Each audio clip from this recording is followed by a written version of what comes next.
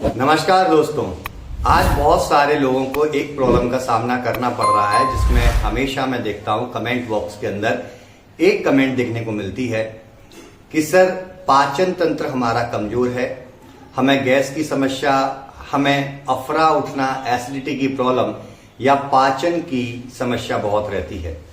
हम कुछ भी ऐसा हैवी फूड खा लें जिसकी वजह से हमें बार बार मोशन जाना पड़ता है या खाना खाने के बाद मोशन जाना पड़ता है। यदि आप भी इस प्रकार की प्रॉब्लम से जूझ रहे हैं तो आज इस वीडियो में मैं आपके हर सवाल का समाधान दूंगा और इस वीडियो में बताए हुए उपायों से यदि आप अपने आप को इंट्रोड्यूस कराते हैं तो डेफिनेटली आपकी ये समस्या समाप्त हो जाएगी। वीडियो को लास्ट तक देखिएगा, बहुत लंबा वीडियो नहीं होने वाला है, सिंपल एंड स्वीट में इसको रखेंगे।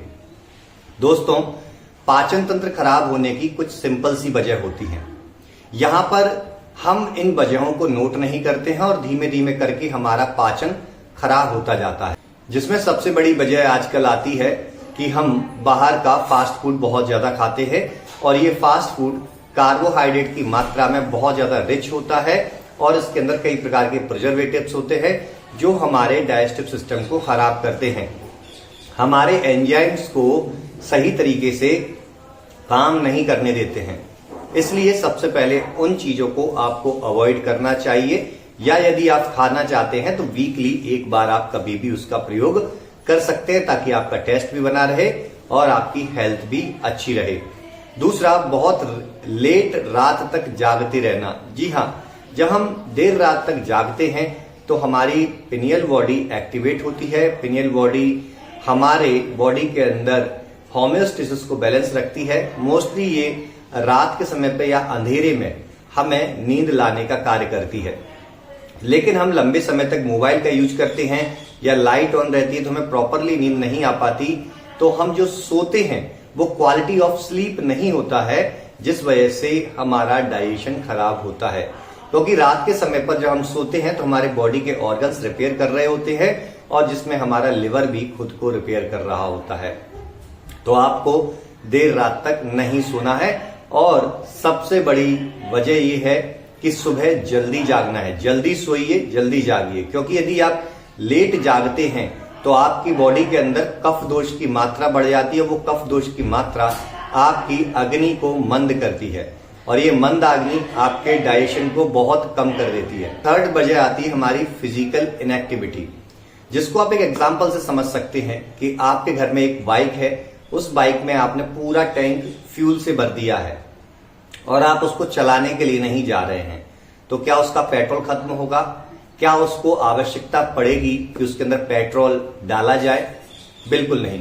ठीक इसी प्रकार जब हमारी बॉडी फिजिकली इनएक्टिव होती है तो हमारी बॉडी की भी रिक्वायरमेंट कैलोरी की कम हो जाती है और उसकी वजह से भी हमें भूख कम लगने लगती है। इन चीजों को बेसिकली आपको देखना है। इनमें से कोई सी भी चीज यदि आप कर रहे हैं तो सडनली उसको स्टॉप कीजिए। अब मैं आपको एक नुस्खा बता रहा हूं, उस नुस्खे को आप घर पे बना सकते हैं। हमारी किचन के अंदर बहुत सारे मसाले ऐसे हैं जो औषधि के रूप में कार्य करते हैं। तो यहां पर आपको 1/3 चम्मच यानी 1/3 चम्मच जीरा लेना है और उसको भून लेना है, उसका पाउडर कर लीजिए। और उसके बाद आपको थोड़ा सा काला नमक लेना है, आपको एक काली मिर्च लेनी है, उसको पीस के पाउडर कर लीजिए। और पिपली चूर्ण का आपको 1/3 पार्ट लेना है।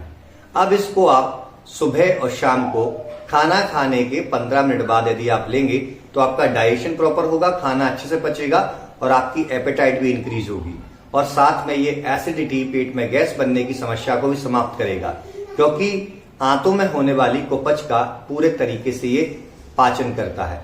एक और हैबिट आप अपना सकते हैं। आपको 4 मुनक्के लेने हैं और 2 अंजीर लेने हैं और रात को उसके भिगो के रख देना है और सुबह उठ के उसे पीस के अच्छे से आपको खाना है और उसी पानी को आपको पी जाना है।